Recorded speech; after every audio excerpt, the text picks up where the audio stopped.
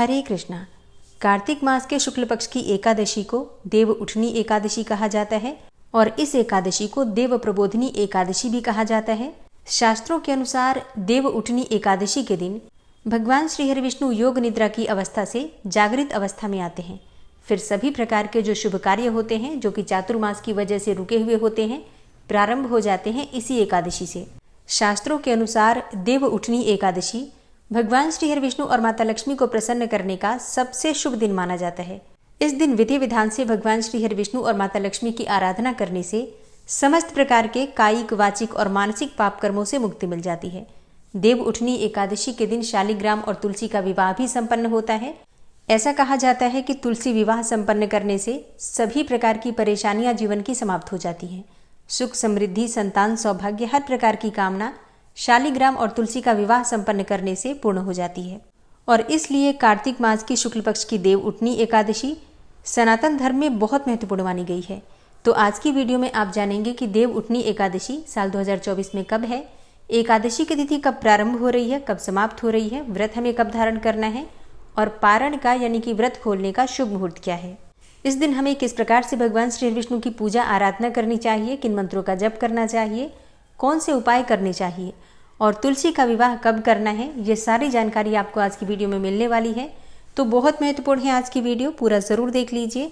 अच्छी लगे वीडियो तो लाइक भी ज़रूर कीजिए क्योंकि आपके लाइक्स, आपके कमेंट्स मेरे लिए बहुत महत्वपूर्ण होते हैं। यही एकमात्र जरिया है जिनसे मुझे पता चलता है कि आपको ये वीडियो अच्छी लगती हैं और आपके लिए ये वीडियो उपयोगी है। तो अगर वीडियो अच्छी लगे तो लाइक तो ज़रूर ही किया कीजिए। तो सबसे पहले जानते हैं कि एकादशी की तिथि कब प्रारंभ हो रही है, कब समाप्त हो रही है और व्रत हमें कब धारण करना है। लेकिन हाँ, अगर आप आंवला नवमी का व्रत करते हैं, आंवला नवमी का व्रत और पूजन करते हैं तो आंवला नवमी और छठ महापर्व की वीडियो चैनल पर अपलोड हो चुकी है, ज़रूर देख लीजिए। कार्तिक मास के शुक्ल पक्ष की एकादशी तिथि प्रारंभ हो रही है 11 नवंबर 2024 को शाम को 6:46 पर और समाप्त होगी अगले दिन यानी कि 12 नवंबर को शाम को 4:04 पर। ऐसे में सूर्योदय कालीन तिथि के अनुसार व्रत रखा जाएगा 12 नवंबर 2024 को, दिन होगा मंगलवार का। अब बात करें तुलसी विवाह कब करना है तो देखिए, बहुत से स्थानों पर जब भगवान श्री हरि विष्णु एकादशी के दिन जागृत अवस्था में आते हैं तो जागते ही भगवान श्री हरि विष्णु ऐसा कहा जाता है कि तुलसी को ही याद करते हैं। हरिवल्लभा तुलसी सबसे पहले परम प्रिय मानी जाती है उनकी, इसलिए उनका विवाह संपन्न करा दिया जाता है शालिग्राम स्वरूप का और तुलसी का देव उठनी एकादशी के दिन ही।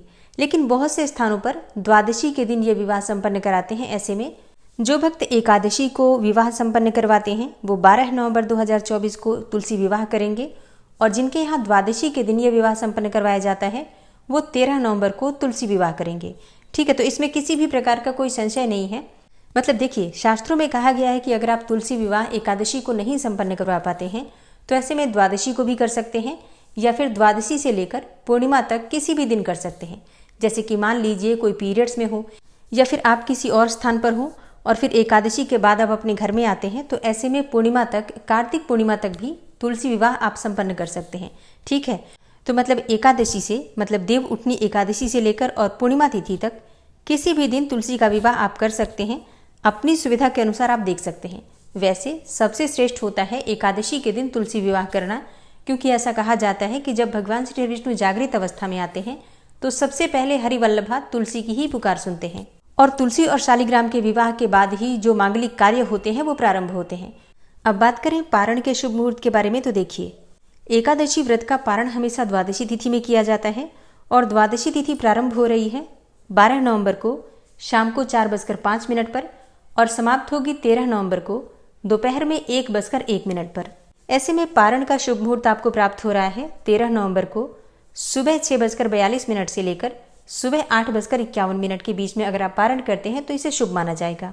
अच्छा, हरिवासर की समाप्ति हो जाएगी 12 नवंबर को रात्रि में ही, तो आप सुबह सूर्योदय के बाद अपनी व्रत खोल सकते हैं, पारण कर सकते हैं। और अब जानते हैं कि भीष्म पंचक व्रत आपको इस बार कब से प्रारंभ करना है और कब समाप्त हो रहा है पंचभीखु का व्रत। तो देखिए, भीष्म पंचक व्रत रखा जाता है कार्तिक मास के अंतिम 5 दिनों में। मतलब शास्त्रों के अनुसार देव उठनी एकादशी से भीष्म पंचक व्रत का प्रारंभ होता है और कार्तिक मास की पूर्णिमा, जिसे कि देव दीपावली कहते हैं, उसी दिन इस व्रत का उद्यापन किया जाता है।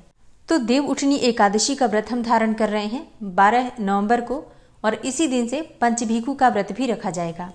पूर्णिमा के दिन समापन होगा इस व्रत का और पूर्णिमा तिथि इस बार 15 नवंबर को हमें प्राप्त हो रही है। तो एकादशी से पूर्णिमा तक कुल 4 दिन हमें प्राप्त हो रहे हैं। देखिए, तिथियों में हेरफेर हो जाता है, कई बार तिथि ऊपर नीचे हो जाती है, जिसकी वजह से या तो दिन बढ़ जाते हैं या फिर घट जाते हैं।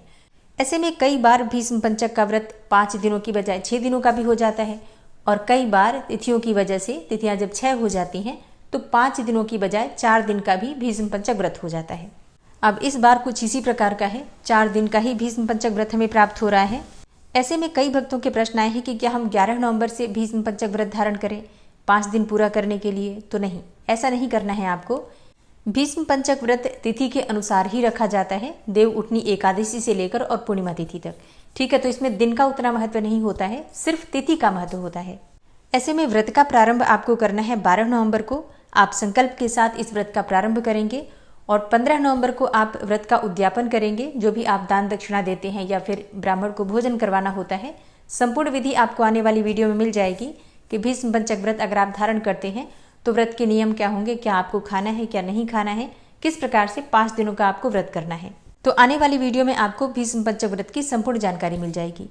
15 नवंबर को आप व्रत का उद्यापन करेंगे और स्वयं आपको पारण करना है 16 नवंबर को मार्गशीर्ष मास की प्रतिपदा तिथि के दिन।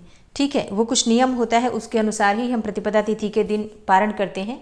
मतलब दाल चावल की खिचड़ी बनाई जाती है, चिड़ाचिड़ी की पूजा की जाती है और कथा सुनी जाती है, उसके बाद से ही व्रत का पारण किया जाता है। तो देखिए, भीष्म पंचक व्रत के उद्यापन और व्रत के नियम की संपूर्ण जानकारी आपको आने वाली वीडियो में मिलेगी। इसी प्रकार से अगर आप कार्तिक मास का पूरे महीने का व्रत कर रहे हैं तो कार्तिक मास के व्रत का उद्यापन आपको कब और कैसे करना है, ये जानकारी भी आपको आने वाली वीडियो में मिलेगी। इसके अलावा तुलसी की पूजा, तुलसी विवाह किस प्रकार से करना है, ये सारी वीडियो आपको एक एक करके मिलने वाली है। तो चैनल से जुड़े रहिए ताकि सभी जानकारी आपको सही समय पर प्राप्त हो। तो दोस्तों, ये है आज की वीडियो। उम्मीद करती हूँ आपके लिए उपयोगी होगी वीडियो। अगर वीडियो पसंद आई हो तो वीडियो को लाइक कीजिए, शेयर कीजिए और चैनल पर पहली बार आए हैं, अगर अभी तक आपने चैनल को सब्सक्राइब नहीं किया है तो आज की वीडियो अगर आपको अच्छी लगे तो चैनल को सब्सक्राइब करके बेल आइकन को जरूर प्रेस कर लीजिए। इससे ये होगा कि इस चैनल पर जो नई वीडियो अपलोड होंगी उनकी नोटिफिकेशन आपको सही समय पर प्राप्त होगी। मिलती हूँ मैं आपसे अगली वीडियो में, तब तक के लिए जय श्री राधे।